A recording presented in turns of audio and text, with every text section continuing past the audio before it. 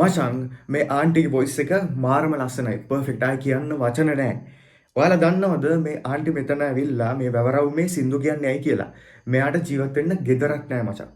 ඒ ජීවත් වෙන්න ගෙදරක් හදාගන්න ඕන හින්දා ඒකට සල්ලි හොයන්න තමා ඇවිල්ලා මෙතන මේ විදියට මෙයා සින්දු කියන්නේ. සින්දු කියලා කියා කරේ එකතු කරගන්නේ. ඉතින් ඔයාලටත් පුළුවන් මෙයාට උදව් කරන්න. මෙයාගේ දුරකථන අංකය මම දාන්නම් පල්ලෙහා කමෙන්ට් බොක්ස් එකේ පින් කරලා තියන්නම්. ඔයාලත් පුළුවන් විදිහට මෙයාට උදව්වක් වෙන්න අපි මෙයාට ගෙදරක් හදලා දෙමු. මේ වගේ ටැලන්ටඩ් මිනිස්සු මේ විදිහට අවුල් වෙලා ඉන්න හොඳ නැහැ. අපි බලමු සින්දු ඉතුරු කෑල්ල.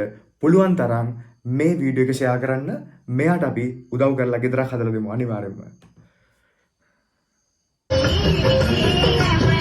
Thank you.